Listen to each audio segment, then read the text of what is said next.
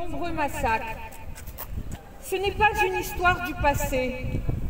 Ce n'est pas une histoire du passé.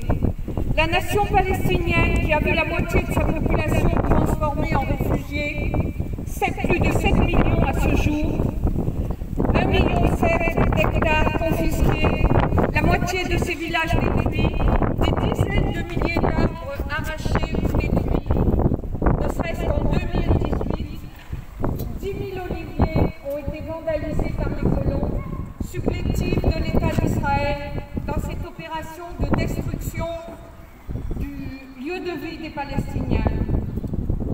L'État d'Israël qui récupère aussi des terres en abat des arbres pour des bases militaires, pour des espaces pour construire le mur de séparation entre la Cisjordanie et Israël et pour des voies destinées aux seuls Israéliens.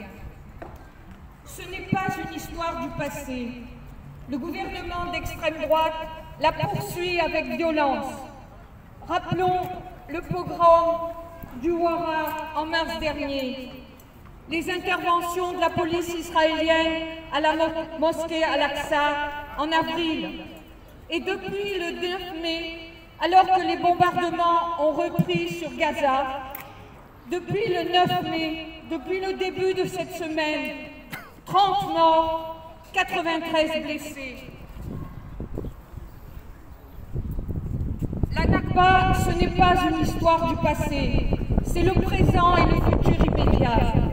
Loin de la duperie des accords d'Oslo, du mirage encombrant d'une impossible solution à 2 États, à l'heure où l'État colonial d'Israël est en passe de devenir un État religieux théocratique juif, nous opposons l'aspiration à une Palestine pluriculturelle, multiconfessionnelle,